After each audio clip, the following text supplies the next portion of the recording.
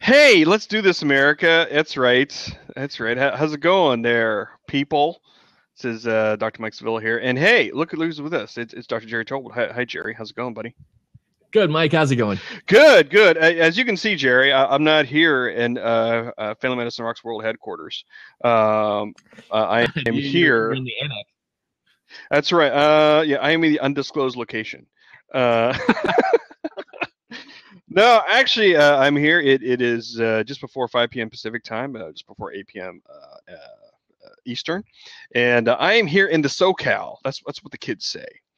So I am giving a talk tomorrow at the University of California, Irvine, to the Asian Pacific Medical Student Association. Mainly because our good friend Dr. Jay Lee, who's keynoting, felt bad for me and got me a speaking gig. Threw you a bone. He threw me a bone. So I'll be speaking here tomorrow. So we're broadcasting live here, and Jerry's holding down the fort at home. So that's one of our topics tonight is going to be this conference that we're going to be talking about next week, the Family Medicine Experience in Denver. So I'll be flying out to Denver after I'm done here. So how's it going there, Jerry? We haven't had a show for a while. Like what's going on? Like how's the kids doing? Everything's going really well. It's been a while since we talked last, and I have been having a lot of fun hanging out with my family and doing a lot of work, staying pretty busy. We've been working on Halloween costumes here. There's one that's a little teaser. Look at that. Let's see if I can find. There's the other twin. They just turned one. They just turned one a few weeks ago, and so they got some Halloween costume love going there. And then Ella, the soon-to-be 3-year-old, she's got her tryout for her costume there, and this is hard to get the glare off of it. That's why I'm holding it so close and out at an odd angle. But she doesn't have her mask on there, but she's got her costume ready. So yeah, just been hanging out with the kids and doing a lot of work. So you have a new phone? Is that you're telling me? Oh, I do. Yeah, you saw that. Yeah. So what's the story with the phone there, buddy? So had a 5S, loved it. It was nice and small and fit in my pocket, and was a good phone. And I enjoyed having it, but unfortunately, I jumped into a swimming pool and forgot it was in my pocket. What? So yeah. So and as we all know, most electronics are not fond of water, and it was not in the waterproof. I do have a waterproof case for the 5S. Interestingly enough, it just didn't happen to be on the phone at that point. Nice. So by the time 20 minutes later that I figured out that my phone was in my pocket while I was in the pool, I reached out and pulled it out of my pocket, and it was like water draining out of it. I was like, yeah, that's probably not going to start back up, is it? No. No amount of rice in the world is going to save that one. So I went to the AT&T store, and this was 2 months ago now, almost. And so I purchased the Duke, as they call it, the 6 Plus, because two reasons. I was actually due for an upgrade if I went with the new Next Plan thing where they do the monthly fee instead of the one flat rate. And so I was pretty excited about having a little more real estate, but the big thing I wanted was the longer battery life, because if I was going to get the 6 apparently they were talking about how it didn't have as good a battery life as the 6 Plus, and so I figured I'll just go with the 6 Plus. Not, I knew that the 6S and the 6S Plus were going to be announced. I didn't think they were going to be a big jump, and the front-facing camera is a little better, and there are a few other things that are nice, but it wasn't a big enough jump for me to make a change, and so I decided to kind of pull up the the stake that I had placed that said that small phones were better and try out the big phone, because honestly, this is my terminal. This is my keyboard and mouse, if you will, and I use it more than I pull out the phone anymore. And so having this on my belt isn't as big a deal. All right, so I've rambled enough about the 6S, but they're not, or the 6 Plus. They're not paying me for this yet. So no, because I was just at the Apple Store today, there, Jerry, and I saw the line for the 6S, and I went into the store and I played with the 6S Plus, and when my contract is up in November, that's what I'm going to get. So really excited about that.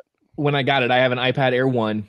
And when I got this, the iPad Air 1 stopped being used nearly as much. Now I've gone back to using it a little more with iOS 9 because even with Air 1, you can do some basic multitasking, which I didn't realize how nice that was until I didn't have it on my phone and I did have it on my iPad. So it's kind of, you don't know what you got until it's there or gone or however that works.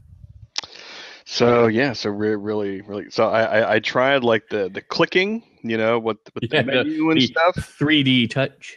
Yeah, actually, it's pretty cool for a functional type of standpoint. I think I'm gonna like I didn't really impressed kind of like with the last generation, kind of with the Touch ID thing, but now like I can't live without it.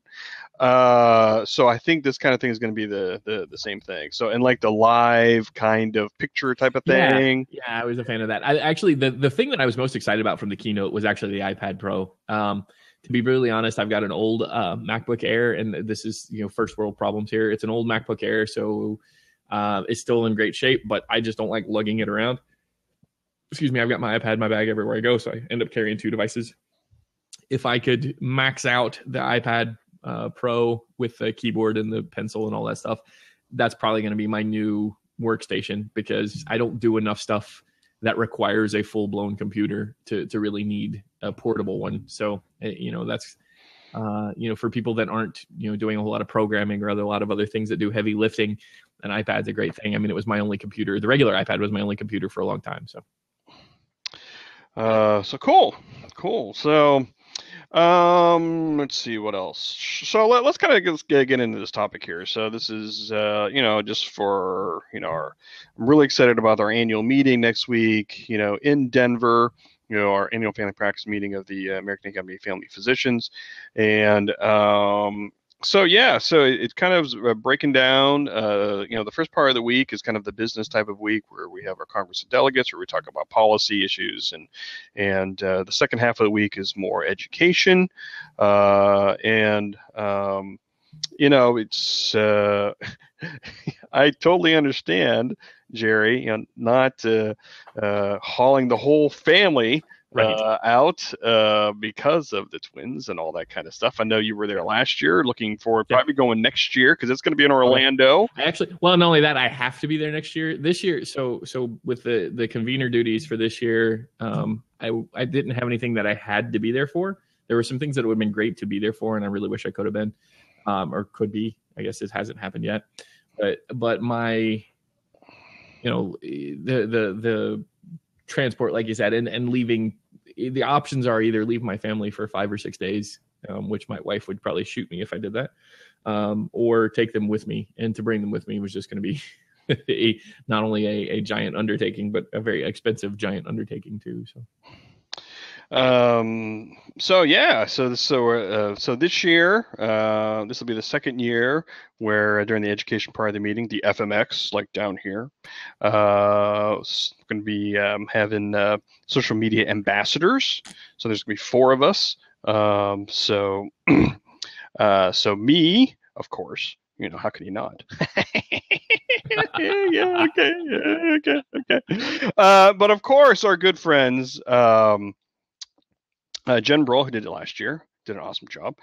Reed Black, what do you have to look out for the guy? The beard. The beard is going to be tweeting officially. So it will before the end of the meeting. And our good friend Zimosaurus will be, Christina Zimmerman will also be officially tweeting on the team this year. So that's going to be fun. So we'll be tweeting out during hashtag AAFPFMX. And hashtag AAFPCOD for the Congress of Delegates. And I'm going to put a link in the chat box over here. That was an article that just was posted yesterday.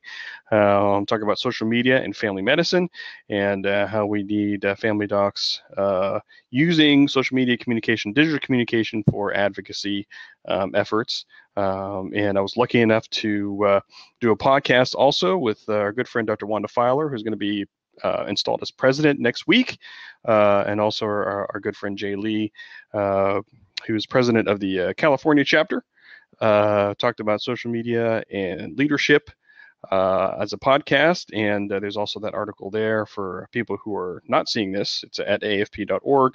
I'm also going to posted over on drmikesabella.com. So yeah, social media, leadership. I mean, Gerry, it's been a long kind of way getting people on board and using this. It's not about what you're having for breakfast. That's what I'm saying. Well, there are still pictures of food. It happens.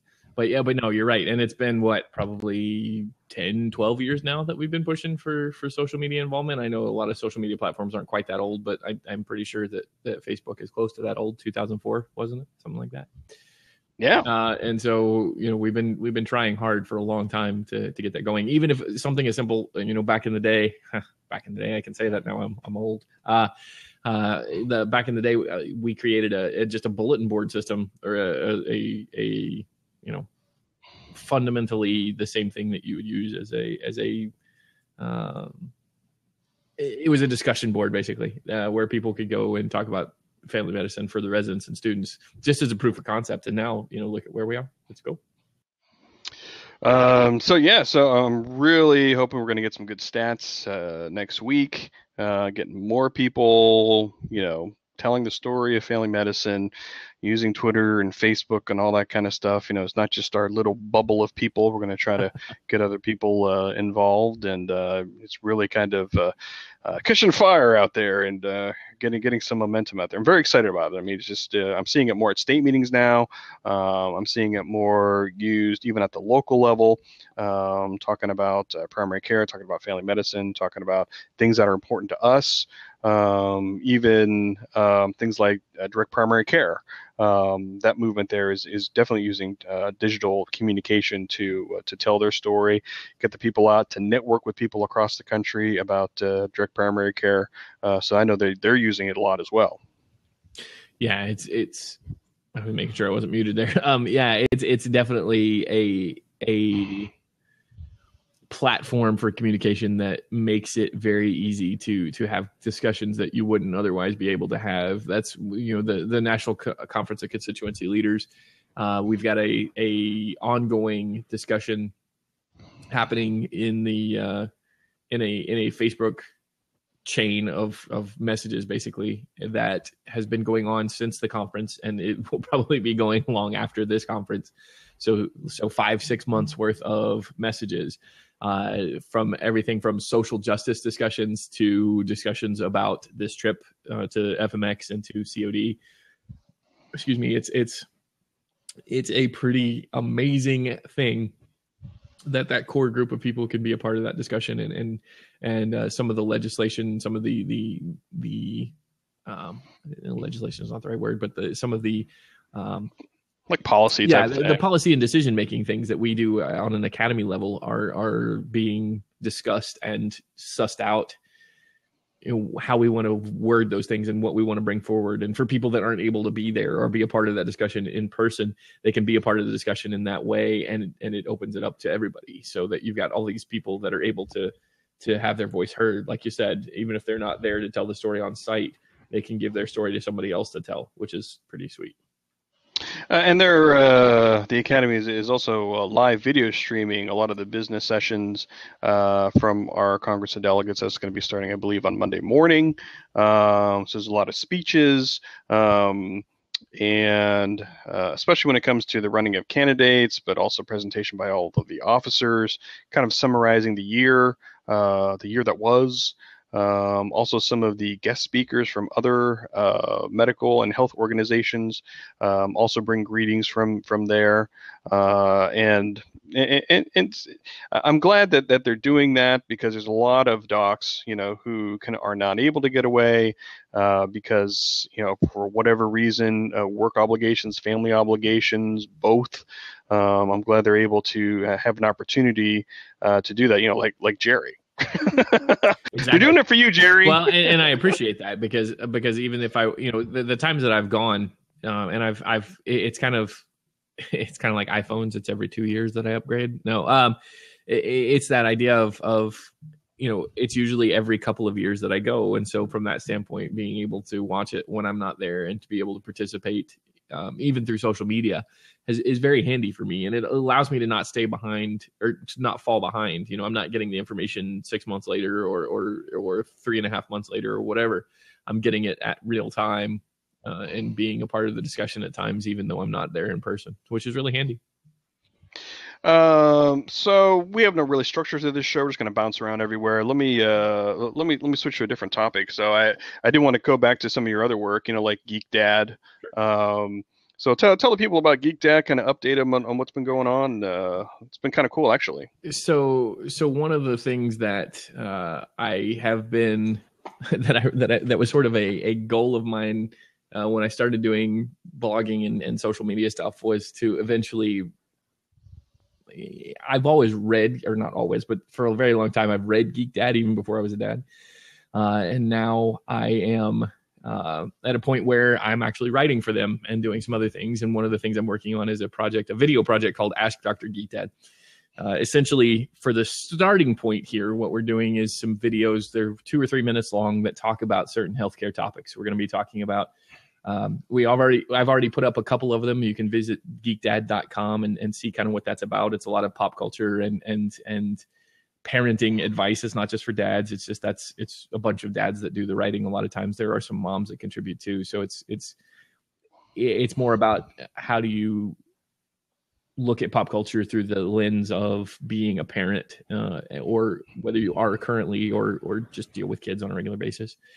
And so the videos that we put up so far, we've got a couple of them up, one about sun safety and one about basic wound care. Those were some topics that we had sort of early information about that we could put together and get out quickly. So we did those as sort of proof of concept. We have about 15 topics right now that we're going to try to work on and try to get a few of them shot ahead so that we can start putting them out on a pretty regular basis, because we do want to start this as a regular video feature. They may be a little bit longer. They may be a little bit shorter. We're still trying to figure out the exact sweet spot for that, because too much conversation means that you're not answering all the questions that you bring up. Not enough means that you don't put, enough information into it. So there is a sweet spot of how much you actually share about each topic, and then pointing people to resources to get the rest of the information. So we're going to talk about concussions here in the next few weeks. We're going to talk about, the influenza and getting flu vaccines. We're trying to make them as timely as we can and keep on top of the issues that are facing people in general. We want it to be something that's relatively evergreen, but also has a more pressing message. That's true. Isn't it true that the flu shot does give you the flu? Are you gonna break that? There is that. Yes, that's we're true. going to make that be the sort of core of what we're talking about is how the flu shot gives you the flu. No, the flu shot. That's going to be one of the core things that we talk about is the flu shot doesn't give you the flu. I have a couple of. That's probably one of the lectures that I've given the most as a doctor and as a social media pioneer, if you will, is the flu shot not giving you the flu lecture. I've got a couple of audio things that I did about it. I've got several written, sort of blurbs that I put out there. I still cut and paste things at times when people post stuff to social media about flu shot giving you the flu. So I sure hope not. So and there's a kid that you have on these videos. Like who's the kid there? I stole a kid. No, I do have 3 kids of my own, but none of them are old enough to read scripts yet. So I have a really good friend who's been a very close friend of mine for over a decade. That she has a son who is just the perfect age and who is smarter than I am. So he usually helps me write the scripts. I mean, he does help me write the scripts, and he's a very, very, very smart kid. And I enjoy working with him a whole lot. But he comes over and he helps me out, and he does, he's the straight man for my comic relief. And he tries to keep me grounded a little bit, I think, so that we can talk about real science instead of just going off on tangents. But yeah, his name's Xander, and he is a amazing kid, but yeah, I have to borrow him. He's not mine. So how'd you get him? Did you lose did he lose a bet? Did the kid lose a bet or something like that? Yeah. He had a coin toss between him and his sister, and he lost, so he had to come. I asked his mom, and I said, do you think he'd be willing to do it? And she said, well, I'll talk to him. And she talked to him, and he's a fairly, well-spoken kid. He thinks a lot and talks a lot and has a lot of good ideas. And so we'd start talking about it, and it was a great opportunity. He's interested in talking about things, and I enjoy hanging out with him, like I said, and hanging out with his family. And they came over and we shot some stuff outside, and we shot some stuff at the park. And so it's one of those things that we're probably going to start trying to do it, like I said, on a pretty regular basis, and try to get a lot of stuff kind of under, kind of put together. Since we've got the bumpers on both ends, these videos are a lot faster to shoot. It's just coming up with the topics and making sure that they're fact checked and accurate, and still getting the right amount of information. And then I have to kind of put it together, and the producing part of it isn't as hard right now, but there's still a learning curve there. So it's fun stuff, but excuse me. I should probably let him do the producing too, because he's probably better at that than I am too. So it's typical Gerry project. So you're the writer, you're the producer, you're the editor, videographer, videographer, and yeah.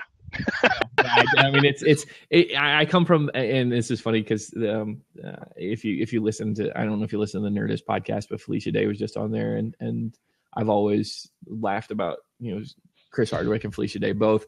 I come from the Felicia Day school of production, where you just do everything because you don't trust anybody else to do it. Well, that's why I've been really enjoying Blab here, because it's been really easy. Even I can do it. So, because I'm a very lazy person with not a lot of time. So with this, I mean, we record this. It's simpler, I think. For me, it's simpler than Hangouts. Sure. And so after I hit stop, whenever that is, I get sent a MP3 file. I get sent a MP4 file. Sweet. Which I can. And also afterward, it didn't have. This is a new feature as of 2 weeks ago. There's a button that you can push here on Blab. It just posts it right to YouTube.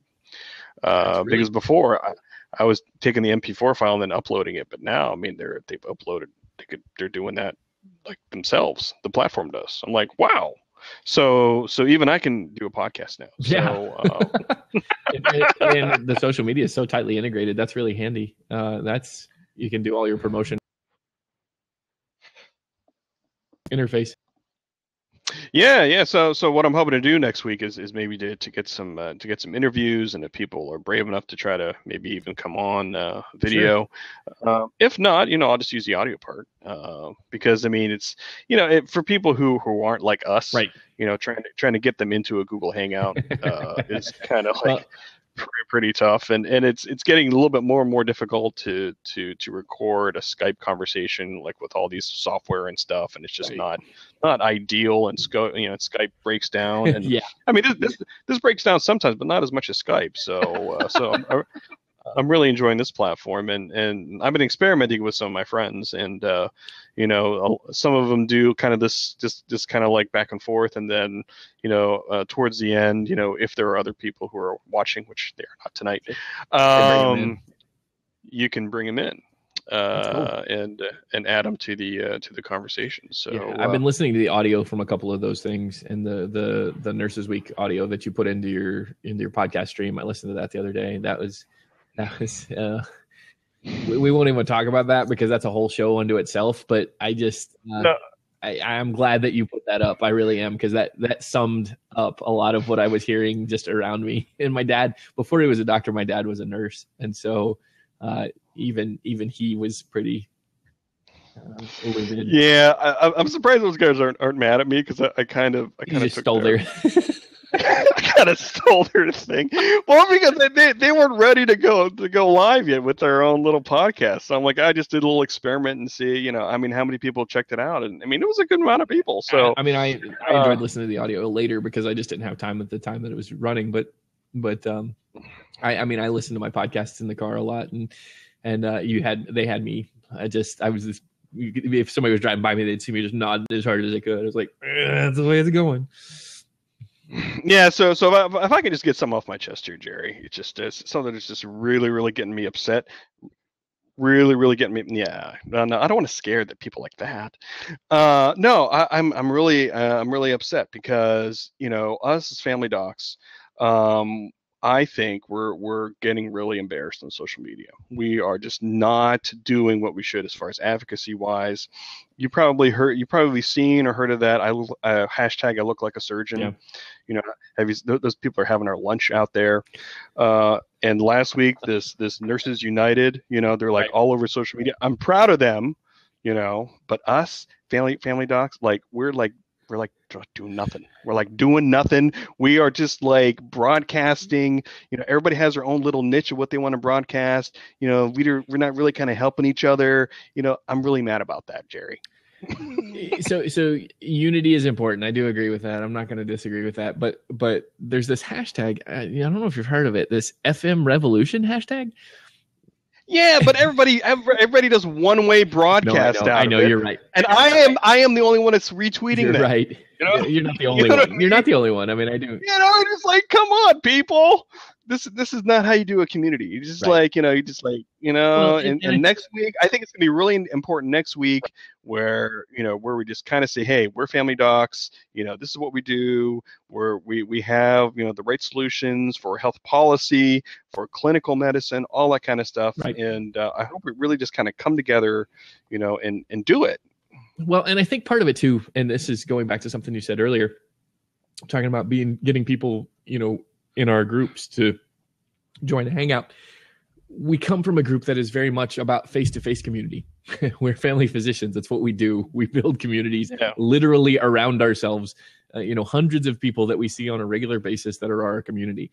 So we have that community and we know how to do that on a face-to-face basis. We aren't very good at it on a remote basis because we already do it face-to-face. And so a lot of those communities that you see springing up, and I mentioned Nerdist Group and I mentioned Felicia Day, who does Geek and Sundry, and you got like the Frog Pants people like Scott Johnson. Those groups of people, the way that they build those communities is because so many of those people in those communities can't get together and do things. We have lots of opportunities to do that, and we do that well. And if we continue that outside, and I think that's kind of, you're talking about the public facing side of it, that's a little bit different. But on the inside of it, this and I'm pointing at my screen because I've got the tab open with the discussion group from NCCL on Facebook, because that discussion group is one of those. I mean, that is a community that has started to spring up, and if we can expand that, and if we can capitalize on it as an academy or as individuals, either one, it doesn't really matter. Then we definitely can build that community and have an online presence that's going to be, essentially unstoppable. Partly because we already have that in-face community, like you're talking about. Well, and the other people who I'm very, very happy about, the community within the community, they're just our international family doc friends, our Wonka friends, they're everywhere. I mean, they're everywhere. They are literally everywhere. I mean, they know how to digital, network and all that stuff because they have to. And they've done They've done an amazing job, and I see stuff in my feed from them, whether it's Facebook or Twitter or wherever. I don't necessarily dive into the conversation because I feel like an outsider. Well, it's not so much I feel like an outsider. I feel ill prepared. I mean, I have a passion for international medicine too. I think being able to do family medicine wherever you go, whatever you do, is an awesome opportunity. It's one of the reasons why I chose family medicine. So from that standpoint, I really do think that they have all of their stuff together. But they also, from a social justice standpoint and a personal experience standpoint, I feel like they're just light years ahead of where I am because I'm, a white guy in the middle of the United States. Oh, sure. So, I mean, I'll probably write a blog post about this, probably like Dear FM Revolution. That needs to be your new, that needs to be our new, you know what? That needs to be the name for this podcast, because we never came up with a real name for it. We need to call it. That's right. Dear FM Revolution, I know you people out there, you have the issues that you're passionate about, and I get it. And you guys really tweet about all the stuff that you're really passionate about, and I try to help you out. But, we're on the same team here. I don't want the surgeons beating us. You know what I'm saying? You know what I'm saying, Dan? But you have to be careful because the massive retweets that are internal to the community, you got to be careful because one of the reasons I don't retweet things that you retweet, because a lot of times, is because you I know basically have the same group of people that I have, so they don't need to see it 7 times. So from my standpoint, that's what I was always frustrated by. But I did come up with an idea. We need a manifesto. That's what we need. Everybody respects somebody with a manifesto. Oh man, another thing we got to work on. put it on the list there, Gerry. Yet another project. I'll write the manifesto. I'll edit the manifesto. I'll even get it printed for us so that we've got copies. No, I'm so mad that I'll probably write it next week sometime. While I'm out there. That's right. No, but I think all the pieces are there. All the pieces are there. It's just a synergy thing. We're all kind of working together. In part, I agree that there is a synergy a piece to it, but there's actually there's a lot that we have going for us in terms of the people that we're talking to. A lot of times are the people that are already aware of what's going on, and that's the problem. Is that if they're already active in social media, they're not the people that we need to get this message to. And that's part of the problem, is that you have all of these people that are disconnected.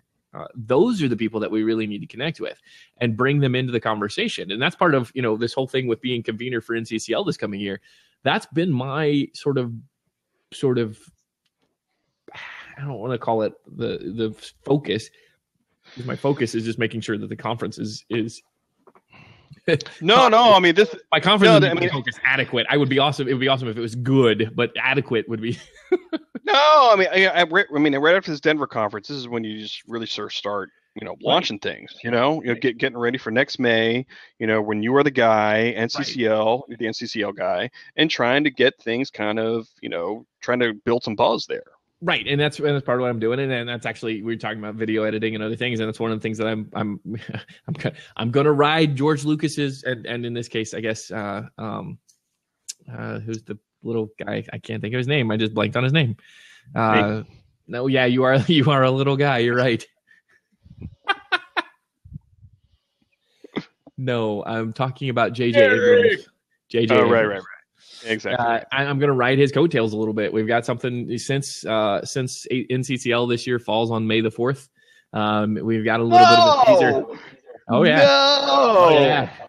Wow. So we've got a little bit of a teaser that's going to be coming up. I've already put together a lot of the video, and now I'm going to dress it up because I figured out some things. The great thing about doing all of my own editing is that I figure all these wonderful, neat little tricks out. And so I have. Hey, big shout out to our good friend Mott Blair, who's out there. Thanks for showing up. Don't tell the board anything that you've heard on this podcast. He was probably playing this on his laptop facing them, so they could see all of it. That's right. Hi, everybody. We're going to get kicked out of the academy again. I know. So much for sharing it. So much for sharing it. Oh well. No. So the problem, like I said, with or the blessing, I guess, with doing your own stuff is that when the first time you do something, you don't know everything about it, and then you do it 4 or 5 times, and you realize that the first thing that you did, you can always go back and make it better. So, but luckily for me, I hadn't put this one out to the public yet, so it's cool that I can go back and dress stuff up by learning the things that I need to know. All right. Well, that was a little axe to grind there. So Hey, look, it's the two of us again by ourselves. Hey, we can have a real show now. So nobody here to watch. Oh man. So, let's talk about your writing. Stuff you're doing for the New Physician blog. So I really want to get into this new push you're going to be coming up. So why don't you talk about that a little bit? Yeah, give me just a second here. Oh no, that's fine. So yeah, Gerry writes so for the AFP, the New Physician blog, AFP.org, and it's a whole series from New Physicians where they write stuff, and Gerry's been doing a lot of writing there. So what do you have on your notes there, Gerry? So I approached David, who is our sort of academy liaison. He's the guy that does a lot of the editing and helps us with our story ideas and puts together, makes us look good more than anything, which he's very good at making us look good, at least I think. And so he, I approached him about an idea I had for an article about comparing physicians to meteorologists. And I know some people are going to feel a little bit insulted by that, both meteorologists and family physicians. So to clarify, when you talk about comparisons that are fairly accurate, this is one that it took me a while to get to, but is actually probably mathematically closer than anything else that you're going to find to a physician. It would be a meteorologist, because you're dealing with complex systems, whether it's a complex biological system or a complex climate system. There's a lot of different factors that play a role in what we are talking about. We are not saying that it's going to rain tomorrow, and neither is the meteorologist. The meteorologist always tells you there is a 60% chance that it will rain tomorrow, or a 40% chance that it will rain tomorrow, or whatever. And in medicine, that's kind of the differential diagnosis. It takes that same role. We give you a percentage chance of what is going to happen. We take the things that are the most likely to happen or the most likely to be the problem, and that's the stuff that we focus on. And we work our way down that list if we get a negative answer across the board for each one of those items. And the meteorologists kind of do the same thing. They look at, okay, if what are the chances that this set of criteria right now are going to lead to an outcome tomorrow? And that's medicine in a nutshell. I mean, look at predicting heart attack and stroke and cardiovascular disease. A Framingham risk score essentially is predicting the future. And we are giving you a probability. We are not giving you an exact number. We're not saying your diagnosis is exactly this thing. This isn't molecular genetics yet. Eventually it will be. Precision medicine will make us closer to that than we are now. But currently, we are essentially in the same boat as meteorologists.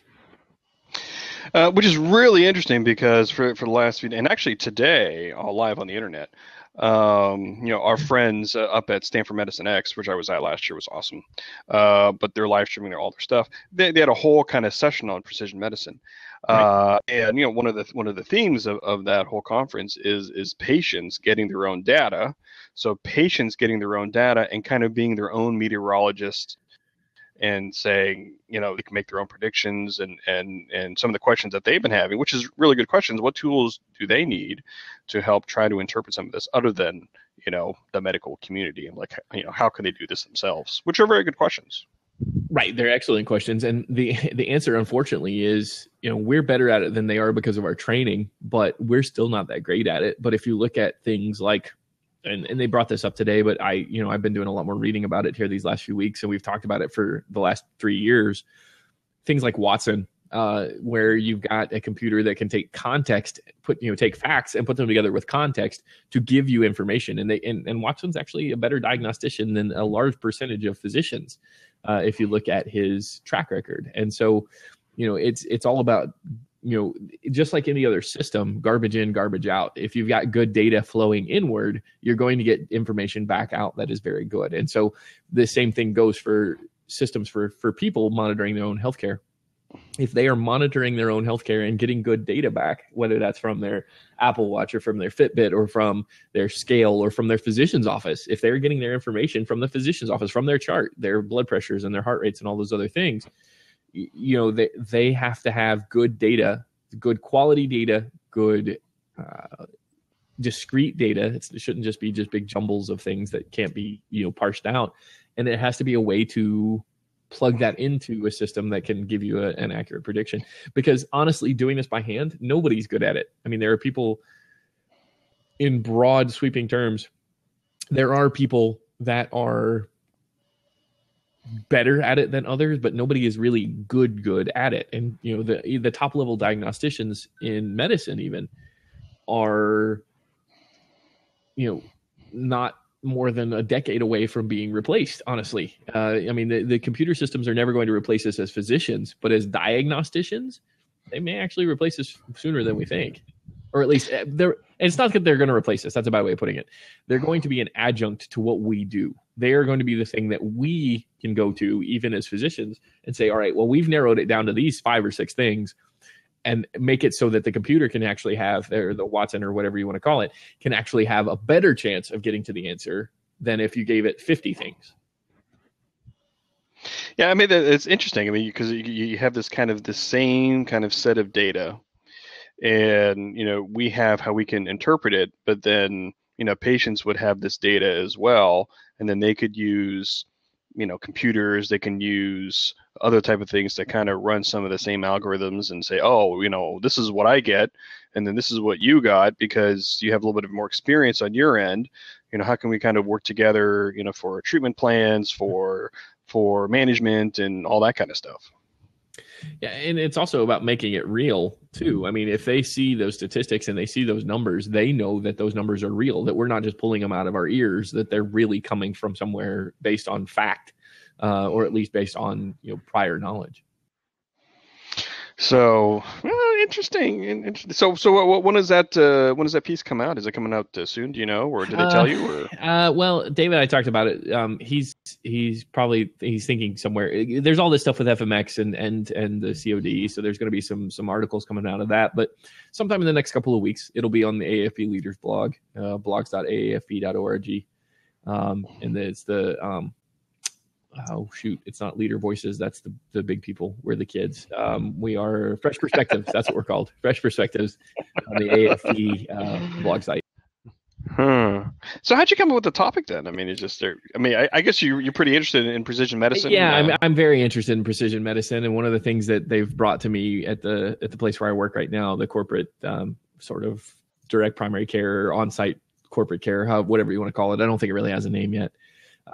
They are looking at potentially doing some genetic screenings, and what is the outcome of that? What is what they're looking at, the feasibility of doing it, and why you would do it, and what you would get out of doing it. And so they were very interested in figuring that out, and so we kind of played around with whether or not, from a precision medicine perspective, is that something that is going to be beneficial yet? And so when I was looking at that, I started looking at how good are these computer algorithms at figuring out, predicting outcomes. The answer is we haven't had enough time with them to really have a good answer. It takes 40 years to figure out if somebody's going to die because of these things, All right. Well, I don't think there's anything else. I have all the stuff I want to talk about, but I think I think we covered a lot of it already. So so I'm thinking, next week, depending on what our schedules are, maybe we could do some kind of spontaneous blab one night, and I could do a blab from Denver as far as what is going on with either of the meetings there, and so that maybe that ought to be fun too. So because you can't be there, Gerry. Sorry you can't be in Denver with us. So, I would love to be there, but I'm going to be there digitally, so I will at least be there in spirit, if not in flesh. Well, cool. So Gerry, before we close things up there, where can people find you on the internet there? So at Dr. Tolbert on Twitter, or at Dr. GeekDad, both of those are mine. And the other, I guess, good location is geekdad.com.